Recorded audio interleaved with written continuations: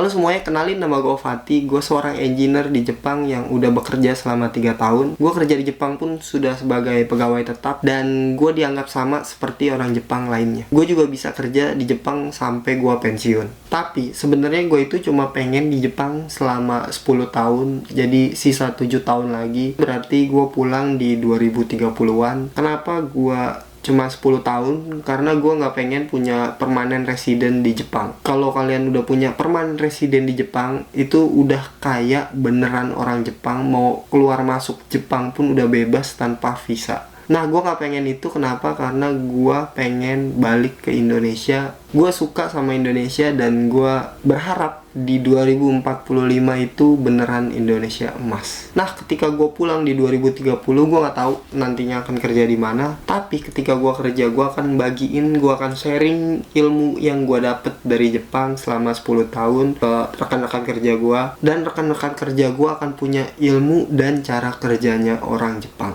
Tapi dikit-dikit itu mulai tergerus, dan belakangan ini gue jadi berada kembali di persimpangan. Dulu gue udah pernah mikirin ini, tapi gue balik lagi mikirin ini, yaitu pulang ke Indonesia setelah 10 tahun atau jadi permanent residentnya di Jepang. Ini pilihan yang sulit.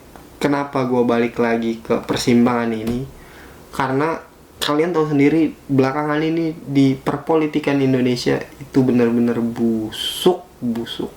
Apapun peraturan diubah, mulai dari umur yang sengaja dibuat buat cawapres yang ini, dan juga baru banget kemarin ini ada DPR menolak rumusan MK. Ini bikin gue bertanya-tanya gitu, apakah gue perlu pulang setelah sekian lama? Apa gue nggak perlu pulang?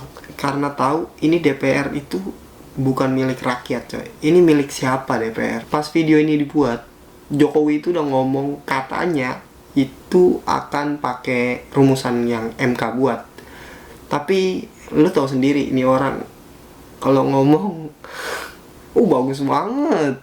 Gua ngelihat belakangan ini di sosial media, walaupun gua nggak terkena dampak langsungnya, tapi gue memikirkan masa depan gue dan masa depan anak cucu gue, minimal saudara gue yang ada di Indonesia. Kalau ngerubah peraturan demi ngelolosin anak-anaknya, itu terjadi lagi dan lagi, bener-bener kayaknya nggak gue doang ya, pasti orang-orang yang sekarang kerja di luar negeri atau sekarang kuliah di luar negeri lama-lama muak buat pulang ke Indonesia. Temen gue pun banyak juga yang dari Jepang itu pulang ke Indonesia, dan mereka pengen balik lagi ke Jepang, bukan karena cuma duitnya doang, tapi mereka di Jepang itu karena ngerasa nyaman sama perpolitikannya. Mereka juga dianggap manusia sama DPR-DPR-nya, walaupun kita ini orang asing. Ketika lagi susah, kita itu pasti dapat bantuan dari sana sini sama pemerintahnya. Mereka nggak ngebedain antara kita orang asing apa bukan, kita tetap dianggap manusia.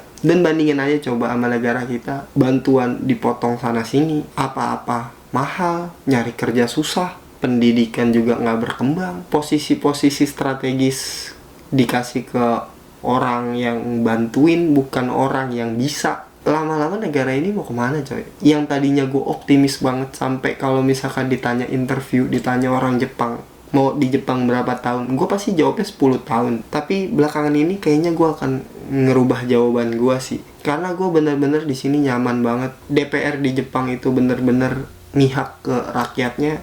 Tapi keunggulan di Indonesia itu beneran di masyarakatnya sih. Walaupun pemerintahannya kocik, kucluk, masyarakatnya bener-bener solid sih di Indonesia. Buat sikap, Jepang emang menang, tapi buat toleransi, buat seru-seruan, buat rukun tetangga, itu Indonesia jauh menang dibandingkan Jepang. Gua bisa ngomong ini karena gue udah 3 tahun di Jepang, dan semakin lama semakin berasa bahwa Jepang itu ternyata ada minusnya juga.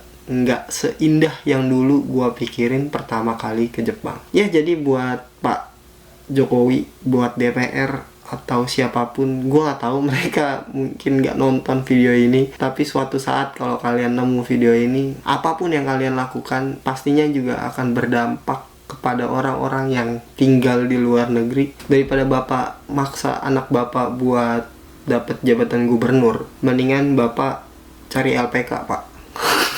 Banyak LPK, woi. Nyariin kerja anak tuh nggak harus jadi gubernur doang. Coba cari LPK, enak, anak kalau tinggal di Jepang, bapak bisa bolak-balik Jepang ya kan, nggak perlu ngurusin negara kalau ke Jepang tuh, jadi bisa jalan-jalan enak. Aduh, ngapa jadi Sunda, orang Sunda bukan gua. Coba Kaisang nuh suruh ikut IM Japan, suruh lari-lari tuh berapa 3 kilo, coba 12 menit dapat nggak? Gampang kok, bisa kalau latihan tuh Kaisang mah. Terus juga jangan lupa nanti dimarah-marahin dulu, anak presiden gak ada yang marahin, tenang, gampang, mulus.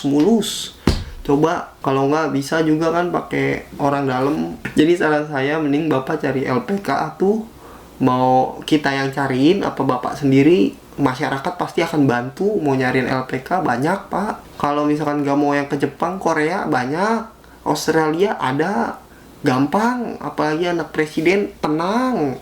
Kita lebih ngedukung anak presiden kerja di luar negeri daripada belum cukup umur tapi dipaksain buat jadi gubernur. Ya sekian dulu video kali ini. Terima kasih ya Pak. Daripada Bapak pusing-pusing ngerubah aturan sana sini, banyak yang demo, mending Bapak cari LPK.